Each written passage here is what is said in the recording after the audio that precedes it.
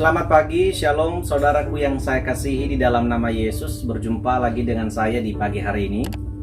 Saya yakin dan percaya saudara-saudara saya semuanya yang sedang menonton renungan ini dalam keadaan sehat dan sukacita. Saudara Bapak Ibu, seperti biasa saya akan berbagi firman Tuhan kepada kita. Kiranya Tuhan dimuliakan dan kitanya diberkati di pagi hari ini. Kita baca di dalam 2 Tesalonika pasal 3 ayat 13. Firman Tuhan berbunyi, "Dan kamu, saudara-saudara, janganlah jemu-jemu berbuat apa yang baik." Saudaraku yang saya kasih di dalam nama Yesus, ada satu hal yang tidak bisa kita lupakan dan kita merasa menyerah, kita putus asa untuk bertindaknya. Satu hal yaitu adalah berbuat baik. Hal ini tidak boleh kita hilangkan dalam diri kita. Saya masih ingat saudara-saudara ketika saya secara pribadi kuliah di luar pulau. Maka pesan orang tua, papa dan mama saya sampai hari ini kepada saya, dia katakan bahwa carilah kawan, bukan lawan. Dan itu saya ingat sampai hari ini saudara-saudara. Artinya bahwa selama saya hidup di perantauan dan dimanapun saya berada, sedapat mungkin dan sebanyak-banyaknya saya harus mencari kawan saya. Maka untuk mendapatkan kawan, saya harus berbuat baik. Saya harus menunjukkan sikap yang membuat orang lain nyaman dengan saya. Saya harus perlu menunjukkan hal-hal yang benar, yang membuat orang lain juga terbangun. Tetapi jika saya ingin berbuat jahat, ketika saya ingin sebenarnya mau mencari lawan sebanyak-banyaknya, ya udah nggak usah ribet. Cukup kita membuat orang kecewa, cukup kita membuat orang lain itu marah dengan kita, ya kita berbuat jahat saja. Namun, apa gunanya untuk mencari lawan? Tidak ada untungnya. Tetapi kalau kita berbuat baik, kita mendapatkan kawan sebanyak-banyaknya, maka ada untungnya. Kita pasti tertolong, kita pasti punya banyak teman, dan kita tidak akan kesepian. Kita pasti akan mendapatkan tempat untuk mendapatkan pertolongan bantuan juga. Saudara yang saya kasih dalam nama Yesus, hal yang sama juga ditekankan oleh Paulus kepada jemaat yang ada di Tesalonika. Di ayat yang ke-13 ini adalah dorongan iman. Bukti bahwa orang Kristen di sana telah diselamatkan oleh Tuhan Yesus Kristus, maka mereka perlu menunjukkan perbuatan baik mereka. Berbuat apa yang baik. Jadi sedapat mungkin orang percaya, yang telah mendapatkan keselamatan di dalam Yesus Kristus, harus menunjukkan buktinya dengan perbuatan baik. Nah, seringkali juga kadangkala ya, kalau kita berbuat baik, seringkali ada juga penyertaan, disertai juga dengan kadang hinaan, cercaan, fitnah, dan segala macam. Lalu apakah dengan adanya itu, dengan bersamaan adanya hal-hal negatif ketika kita berbuat baik, akankah kita harus menyerah? Akankah kita harus putus asa? Akankah kita harus, ya udah nggak usah lagi kita berbuat baik? Ini bukan waktunya untuk menyerah. Ini kesempatan kita untuk terus berbuat baik.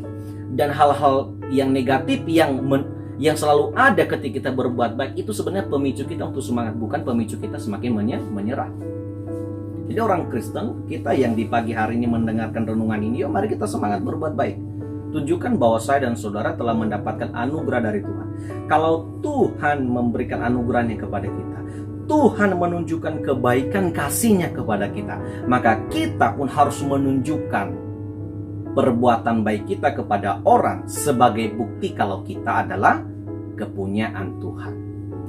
Saudara Bapak Ibu yang terkasih dalam nama Yesus, mari tunjukkan ini.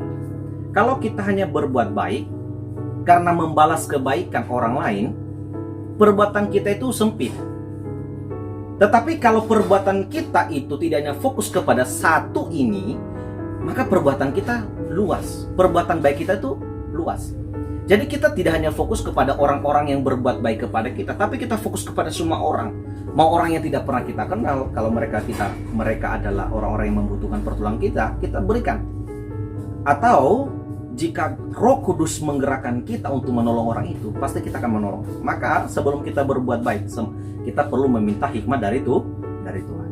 Kita meminta dorongan dari Roh Kudus agar perbuatan baik kita itu berkenan kepada Dia yang Maha Kuasa, Tuhan kita, dan juga boleh memberikan berkat bagi orang lain. Dan tentunya harus juga kita perhatikan bahwa dalam berbuat baik, kita tidak perlu mengharapkan imbalan. Kita tidak perlu mengharapkan imbalan atau besok-besok kamu juga harus menolong dan kita banyak tuntutan. Gak usah. Perbuatan baik kita, apapun yang kita kerjakan harus didasari dengan kasih, tulus, ikhlas. Dan tentunya harus membangun iman kita. Dan juga membangun iman orang lain. Jadi saudara-saudaraku yang terkasih, pesan Paulus kepada jemaat di Tesalonika juga menjadi pesan Tuhan kepada kita di pagi hari ini. Dan saya percaya firman Tuhan ini akan meneguhkan iman kita. Sekali lagi saya baca bahwa saudara-saudara janganlah jemu-jemu berbuat baik, berbuat apa yang baik maksudnya. Saudara, sebagaimana juga di dalam surat 3 Yohanes pasal 1 ayat 11 dia katakan di sana, barang siapa berbuat baik, ya, dia adalah berasal dari Allah. Tetapi barang siapa tidak berbuat baik, ia tidak akan melihat Allah. Jadi kalau kita berbuat baik, kita inilah kepunyaan Allah. Tetapi kalau kita tidak berbuat baik, kita putus asa karena orang sering mengecewakan kita, maka kita tidak akan pernah melihat Allah dalam kehidupan kita.